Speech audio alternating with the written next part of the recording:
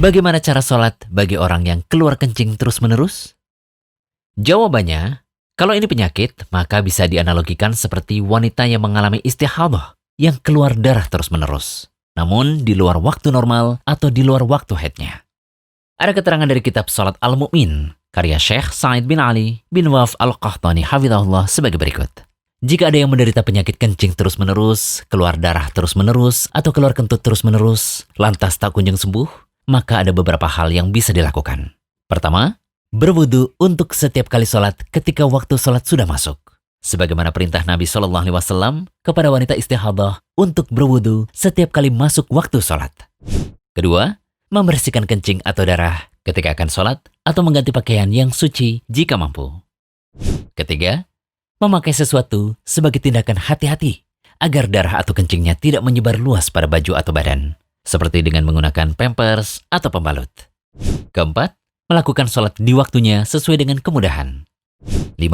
Jika waktu sholat telah berakhir dengan wudhu yang tadi, maka hendaklah mengambil wudhu lagi untuk sholat di waktu yang baru. Bisa pula beralih pada tayamum jika memang tidak mampu berwudhu.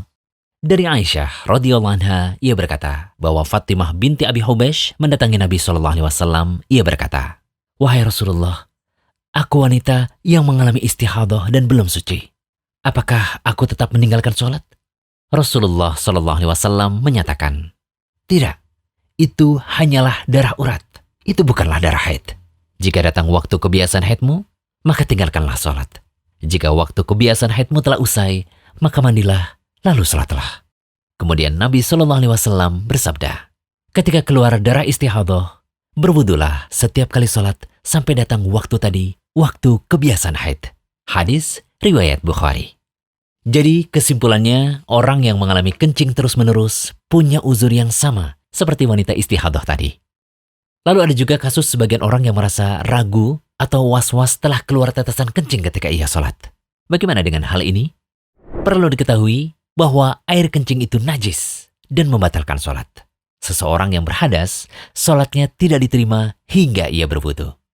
Tapi jika sekedar was-was atau ragu-ragu keluar kencing atau tidak, atau hanya perasaan yang tidak ada buktinya, maka hal tersebut tidak membatalkan wudu dan tidak membatalkan sholat. Karena hal tersebut merupakan was-was dari setan. Semoga bahasan ini bermanfaat. Jangan lupa kunjungi rumaiso.com. Update setiap hari, insya Allah.